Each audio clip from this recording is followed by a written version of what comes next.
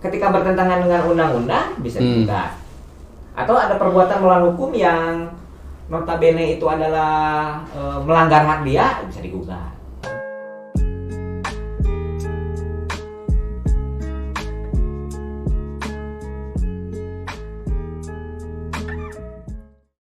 Mengapa satu undang-undang yang sudah ajeg, yang sudah dijadikan satu hukum positif, ketika diaplikasikan kepada masyarakat atau digunakan, itu perlu direview? Apakah karena memang sifatnya dibiarkan dulu 5 tahun perlu direview, atau kadang-kadang baru setahun, oh ternyata ada yang ketinggalan, ini umum nggak seperti ini? Ketika misalnya kemarin ribut soal undang-undang ITE yang kalau nggak salah ya saya dengar itu, padahal undang ITE baru ya, beberapa tahun. 2008, udah lama kan? Udah lama, oke. Perubahannya 2016 kalau nggak salah. Pernah dirubah juga kan? Nah, itu secara memang itu wajar dilakukan seperti itu ketika satu undang-undang dianggap di kemudian hari ada kekurangan atau ketidakpasan oleh warga negara. Itu reviewnya memang tidak ada yang sempurna ya dalam membuat itu. Nah, apakah secara umum banyak tidak undang-undang yang dibuat itu kemudian hari hanya beberapa saat direview, bukan karena kondisi yang memaksa, karena memang baru diketahui di kemudian hari? Itu hal yang wajar. Kalau menurut saya sih wajar banget ya, ada perubahan undang-undang. Itu kan balik lagi, undang-undang itu lahir kan untuk kebijakan, tapi ada prasyarat juga, dia harus ada naskah akademik namanya kan gitu. Landasan kenapa sih undang-undang ini harus dibuat, ada landasan filosofisnya, sosiologisnya, juridisnya kan gitu.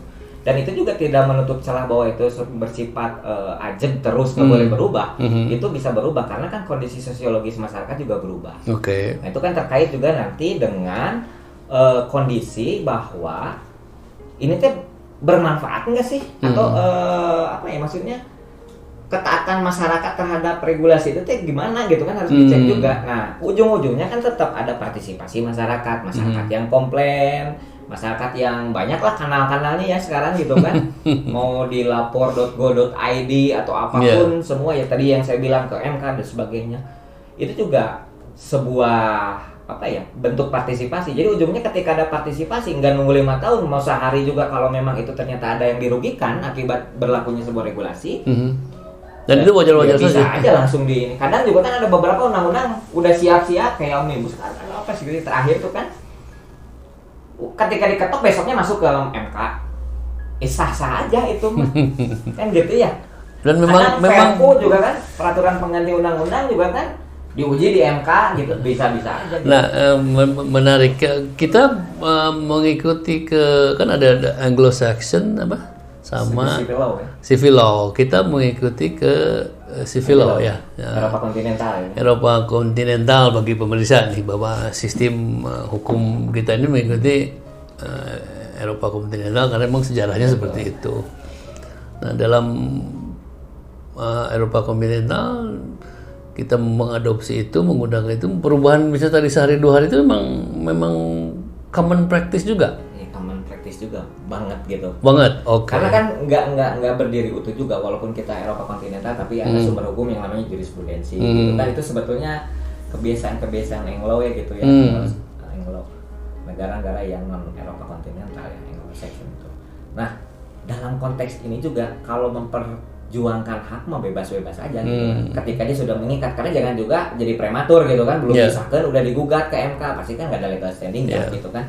Nah, tapi bagaimana cara mengubahnya itu ketika belum disahkan ya, kayak tadi kan kita bisa RDP, bisa apa. Nah, kalau seandainya dalam proses pemerintah itu bekerja dalam menyelenggarakan pemerintahannya, ternyata ada tindakan-tindakan yang merupakan perbuatan melawan hukum, maksudnya tidak sesuai dengan hukum, ditambah atau tidak sesuai juga dengan asas umum pemerintahan yang baik gitu kan, yang diatur di Undang-Undang 30 2014, itu masyarakat bisa mengajukan gugatan. Kalau dulu mah sebelum ada Perma nomor 2 2019 ya tentang perbuatan melawan hukum oleh pemerintah, itu bisa ngajuin gugatan citizen lawsuit misalkan ke pengadilan gitu kan. Kalau menimbulkan kerugian material berupa uang bisa class action kan gitu ya. Nah, tapi sekarang Nah ini khusus untuk gugatan perbuatan melawan hukum pemerintah itu dipindahkan menjadi bukan kewenangan pengadilan negeri tapi pengadilan tata usaha negara. PT-UN. PT-UN. Nah itu ikut mekanisme PT-UN ada Permen nomor 2 2019 gitu kan. Nah di situ kan ada pergeseran. Jadi tidak hanya produknya bermasalah bisa regulasi maupun keputusan gitu ya. Kalau dulu kan PT-UN teh kaitannya teh sama keputusan pemerintah yang merugikan seseorang gitu kan. Besikingnya gitu. Nah, itu digugat. Kalau sekarang mah enggak, tindakan pun juga merupakan bagian dari kompetensi PT-UN. Oh, menarik. Jadi ketika pemerintah yang bangor misalnya untuk melakukan yang sifatnya secara gamblang ya, melakukan perbedaan hukum bisa aja masuk sana. Nah, ini catatan juga nih pada rekan-rekan yang mendengarkan acara podcast Pisan ini sambil ngopi lagi. Oke. Baik, berbicara mengenai Undang-Undang Dasar 45 dari masa lalu hingga saat kini, tadi dibahas mengenai hak berpendapat, hak untuk menggunakan hak hukum daripada warga negara Indonesia. Ke depan kita, ini sudah masa transisi nih, pemerintahan ini udah tengah jalan, akan memiliki pemimpin baru yang memang harus memahami mengenai hak pemilih ya berdasarkan konstitusi. Jawa Barat memiliki 50 juta penduduk, 25 setengah dari populasi itu adalah voters ya. Karena voters itu atau pemilih itu menentukan tentang masa depan satu kebijakan. Kira-kira seperti itu. Ya. Apakah bisa dibilang seperti itu bahwa pemilih itu bagian daripada penentu kebijakan yang akan dibuat atau yang sedang dijalankan. Ada satu kata disebut smart voter. Bisa dijelaskan Kang bahwa ke depan ini untuk menjadi smart voter itu seperti apa? Apa yang harus diketahui tentang hak hukum, tentang yang berkaitan dengan dasar yang konstitusional. Memilih itu kan mempunyai elemen hukum yang mereka harus gunakan ya. Bersyarat ya. Oke. Jadi gini Kang, maksudnya dari apa sih kaitannya kan gitu ya kan antara ketika kita memilih sebagai voter gitu kan dengan kebijakan yang akan timbul gitu. Nah, ini juga jadi harus benar-benar dipahami bahwa di konstitusi kita ini melindungi hak-hak kita termasuk hak untuk memilih dan dipilih kan gitu. Nah, untuk konteks hak untuk kita diberikan hak untuk memilih itu akan beririsan atau akan menentukan kebijakan-kebijakan di kemudian hari.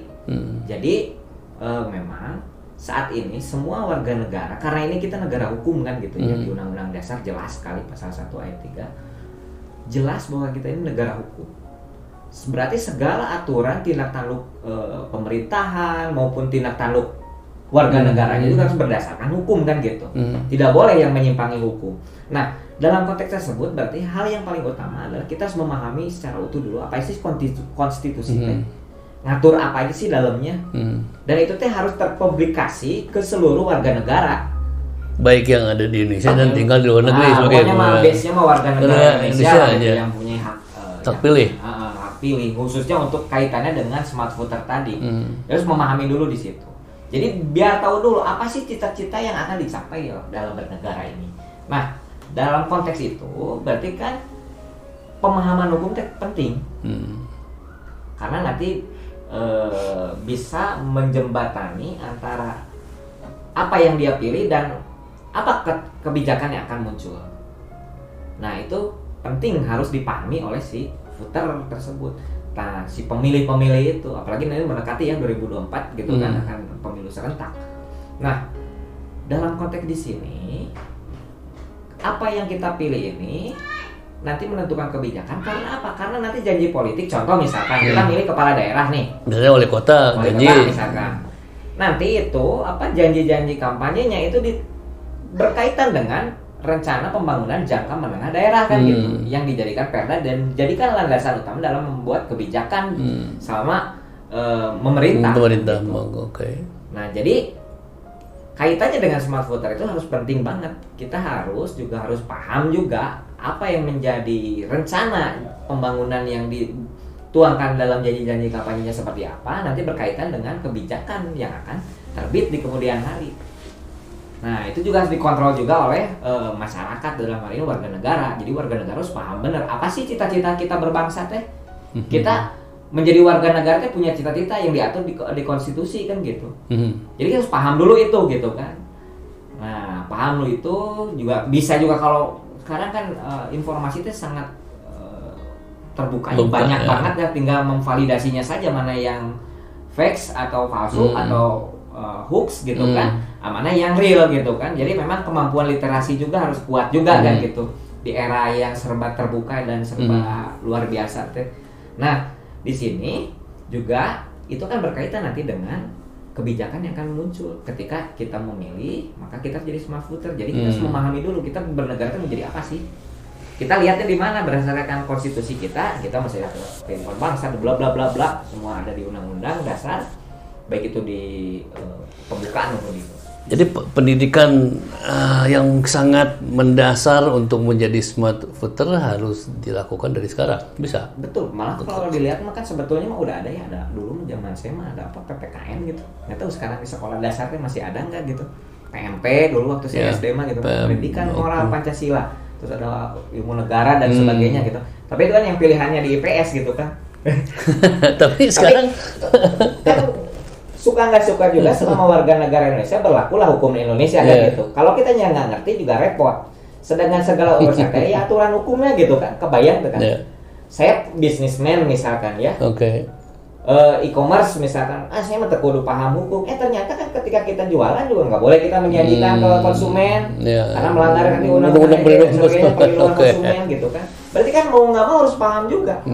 Dah hukum mah tidak ada kata saya mah terapal undang-undang, nggak ada karena berlaku fiksi hukum kan gitu. Semua setelah di undangan mah mengikat apa gitu, mau apapun juga karena dipaksa untuk mengikuti. Jadi harus paham. Kalau menurut Akang di Jawa Barat sendiri level smart voter kita ada di mana? Dari 1 sampai 10. Apakah di 6, di 7, di 8 kira-kira aja nih? Saya belum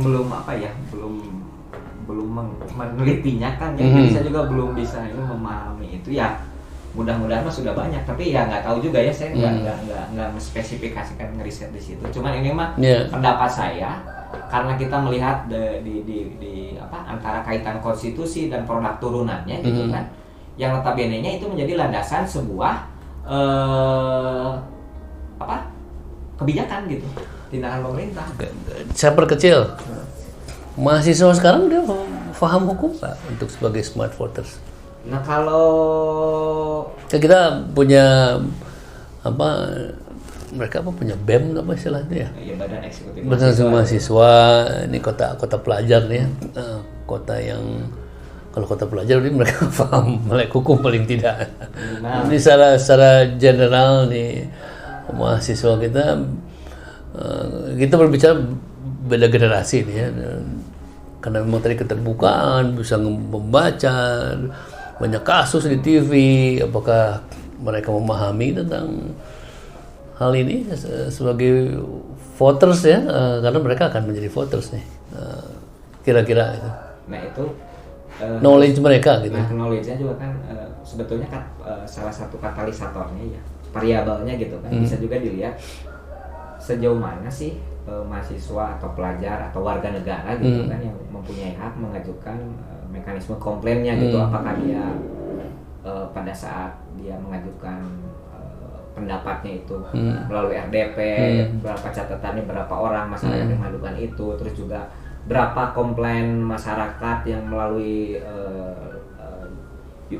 pengadilan komplainnya kan gitu, melalui tadi misalkan gugatan perbuatan melawan hukum oleh pemerintah atau judicial review ke Mahkamah Agung atau ke Mahkamah Konstitusi, kan sebetulnya bisa dilihat berapa sih jumlah pengguna kanal-kanal tersebut gitu kan. Nah itu kan juga bisa jadi salah satu ya, mungkin salah satu, memang nggak semuanya gitu. Bisa juga kan unjuk rasa, mimbar bebas dan sebagainya yang sesuai dengan kaidah peraturan perundang-undangan gitu. Nah itu memang salah satu ukurannya mungkin bisa dilihat di situ, walaupun nggak mutlak juga gitu. Tapi untuk mengukurnya, nah saya kebetulan belum nggak begitu aware kan, maksudnya nggak mendalami itu. Cuman saya pernah beberapa hanya kali ini aja pengingintahuan aja. Kalau dulu memang saya pernah ikut beberapa kali bikin citizen lawsuit gitu. Menarik. Waktu awal-awal Pak Emil itu menjabat gitu ya sama teman-teman di LBH di LBH Bandung gitu kan. Menggugat jalan bolong kalau dulu, akhirnya keluar regulasi sebuah kebijakan bahwa 3 hari laporan masyarakat jalan langsung beres kan gitu. Pernah itu beres kan. Tapi itu juga kan memang kita nggak sampai sidang keputusan kan. Tapi ada itikat baik dari penjabat wali kota waktu itu Pak Emil. Karena jalan bolong masih banyak di Bandung. Nah kalau dulu ya sekarang ada lagi mungkin kan beda-beda kebijakannya. Kalau dulu kita kan sampai makan korban kalau nggak salah itu. Dulu sampai ada yang meninggal gara-gara banjir, nggak kelihatan bolong jatuh dan sebagainya. Ya ada korban jiwa lah. Kita menginisiasi udah cobain kita citizen lawsuit gitu kan. Sok warga negara yang mau gugat, syaratnya kan cuma punya KTP gitu kan. Terus ada kita nggak minta ganti rugi material, kita hanya. Tapi itu perlu dibangun kembali bahwa awareness citizen lawsuit itu. Yang memang perlu dibangun, tapi kan juga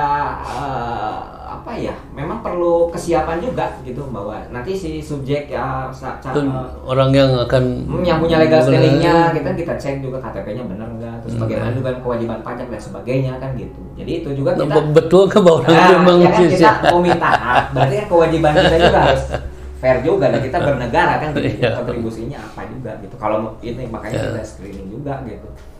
Nah, kita cek gitu kan maksudnya untuk saat ini gitu. Tapi kalau dulu sih memang nggak sampai ke persidangan, di mediasi juga clear karena waktu itu tergugatnya wali kota, salah satu tergugatnya wali kota.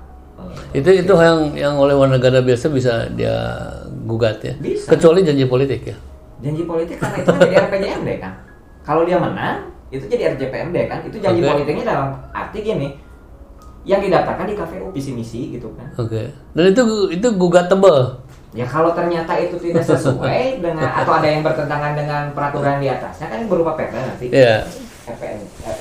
Dan wajib dituangkan janji politik itu menjadi salah satu syarat kan. Ya maksudnya program kerja apa sih? Maksudnya dari yang dia bilang nih dari A sampai Z itu yang dituangkan kan? Dan itu kalau menang mau dipahami oleh pendengar ini bahwa seseorang yang janji. Jadi rencana pembangunan jangka menengah daerah selama dia menjabat mau ngelakuin apa aja, biasanya dari sana. Jadi jadi nggak liar juga gitu kan. Fungsi kontrolnya di DPRD berarti. Fungsi kontrolnya di DPRD, di masyarakat gitu. Termasuk juga di pimpinan di atasnya gitu kan. Ketika kalau kita bicara soal skop wali kota atau provinsi gitu kan ya. Wali kota ketika kan itu kebijakannya dituangkan dalam rencana pembangunan jangka menengah. Dituangkan. Nah, dalam konteks di sana ya, ketika itu menjadi misalkan dalam penganggaran nantinya APBD, itu kan APBD nggak langsung diketok langsung aktif gitu kan atau langsung sah. Tapi ada executive review dulu kan, balik dulu ke gubernur kan, direview dulu bagaimana bla bla bla, ada perubahan dan sebagainya. Nah itu di situ kan. Jadi kontrolnya ada DPRD, legislatifnya, ada juga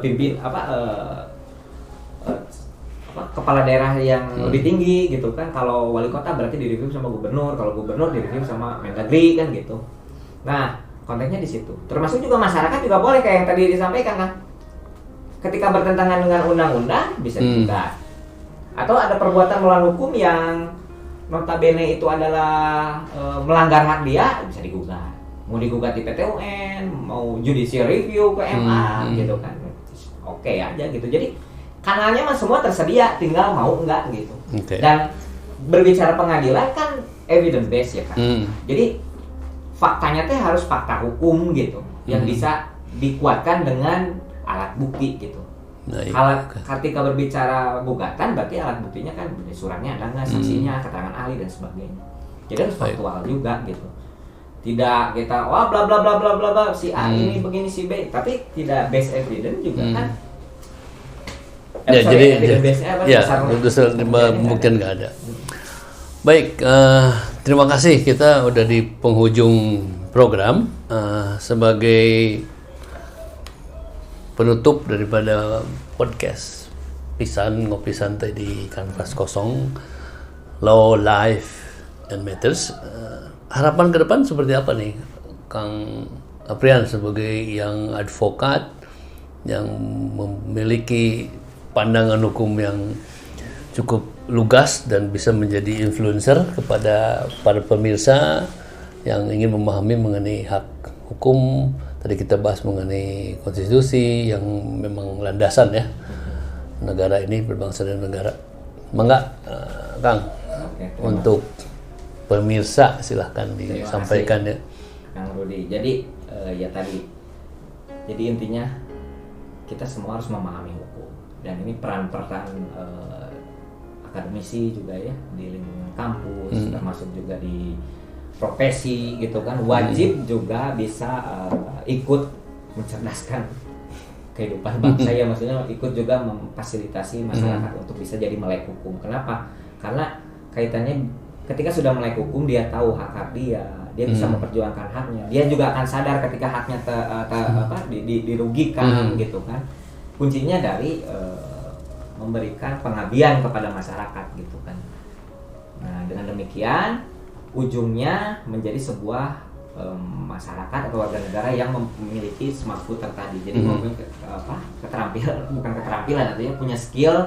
Dia bisa memahami dengan baik bagaimana dia memilih wakil di legislatif maupun eksekutif, sebagai kepala daerah, kepala negara dan sebagainya, itu dengan basis yang kuat gitu kan, dan rasional juga sesuai dengan konstitusi gitu. Jadi semua sinergi gitu kan. Jadi masyarakatnya ketika sudah jadi smart, maka dia akan paham, dia akan berkontribusi, baik itu melalui partisipasi, itu bentuk partisipasi juga kan gitu kan, memilih. Nanti juga dia sebagai pengontrol juga, baik dalam proses pembentukan kebijakan maupun setelah terjadi kebijakan. Jadi tidak hanya berkutat di pengawasannya ada di legislatif, BPK dan sebagainya, enggak juga di situ. Tapi masyarakat juga yang harus lebih berperan aktif menurut saya. Karena apa?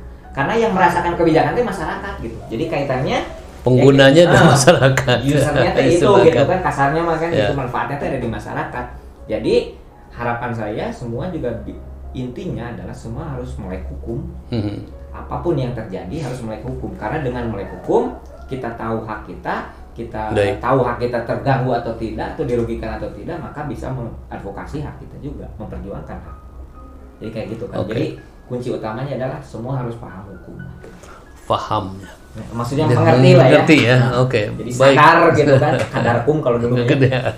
Baik, kita tutup podcast pisan, ngopi santai. Terima kasih. Jadi Kanvas Kosong, hatur nuhun pisan Kang Aprian, para pemirsa. Kita jumpa pada acara berikutnya. Ngopi santai podcast pisan di Kanvas Kosong, Law, Life and Matters. Assalamualaikum.